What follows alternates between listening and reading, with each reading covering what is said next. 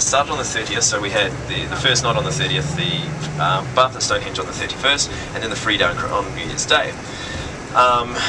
I didn't see Pedro at pre-departure, went up to my room. We were going to do the city tour that first night so that we didn't have to do anything on the free day. People could get up whenever they wanted after New Year's Eve sort of thing, and you know, do whatever. So we did the city tour on the first night. Didn't see Pedro at dinner. Saw him just before the city tour. I got a phone call saying one of your clients is down at reception, he needs to talk to you. So alright, go downstairs. Hey Pedro, how are you? And he spoke very, very little English, like very broken English.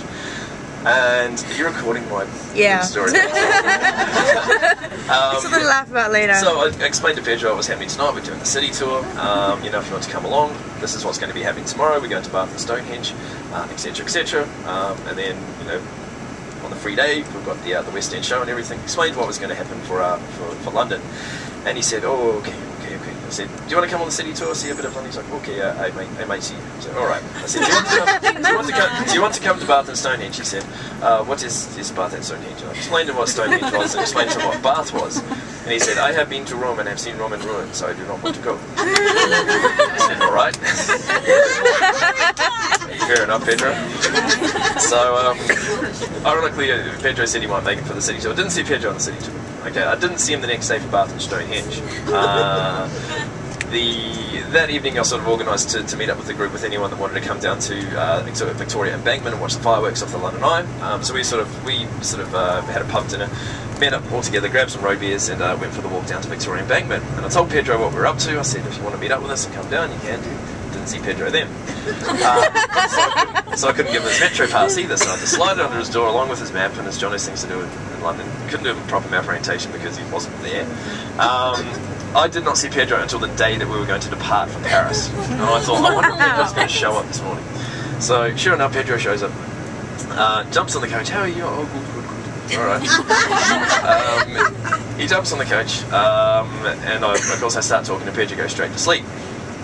We get into Calais, driving down to Paris, doing all my usual stuff, all the maps, talks and stuff like that. Pedro's having a good nap. I get to so we get to the hotel, check-in, dinner. I tell Pedro, right, dinner's at this time. We're then going to do a city tour. This, that. We didn't include the Eiffel Tower a couple of years ago, so we were just doing a city tour this evening and then heading back to the hotel. So I said, dinner's at this time, and then we're doing the city tour. Didn't see Pedro for dinner or the city tour. The next day, we used to do it the other way around. We used to do Versailles on the morning of the second day, okay? Which is a bit weird because he saw Versailles before he saw Paris. It's a bit odd. But went up to Versailles, did Versailles in the morning. On the way back, we had to do the questionnaires. So I had Pedro's questionnaire. And here I am sort of talking about if you think I've done well and all this knowledge and everything like this. And Pedro says to me, he says, I'm sorry, but this is the worst tour I've ever done, and you are the worst tour manager, the worst tour guide I've ever done. And I sort of said, that's alright, Pedro. If that's what you think, that's fine. You put that down. And I was just sort of sitting there shaking my head going, I haven't seen you for 4 days. I've done nothing with you because I haven't seen you for 4 days, and I'm still the worst tour guide you've ever had. Alright, Pedro, you put that down.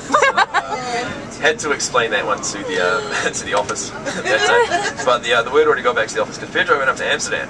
Alright? Pedro did the Amsterdam extension, and he on the train, he was absolutely paranoid that someone was going to steal his luggage. So instead of sort of having a nap on the train, which is ironic because Pedro likes to sleep, he sat there just staring at his luggage the entire time. Luggage.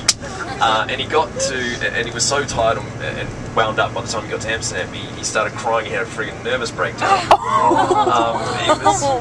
This guy was massive. He was about that tall, big, solid Brazilian guy, and he was crying like a baby on arrival to Amsterdam. And Anna's just sitting there going, could not believe it. I saw Anna a few months later at Moulin Rouge. I said, so how'd you go with Pedro? Tell me the story. She told me the whole story of Pedro. I was hysterical to listen to what actually happened when she got to Amsterdam. So, old Pedro was the sort of the strangest person I've ever had, and it was on one of these tours. So that's why I say this tour has sometimes has a tendency to attract interesting cats.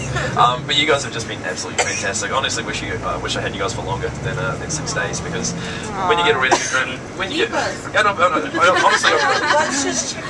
Phil saying thanks, Jono. I wish I could work along with Phil as well.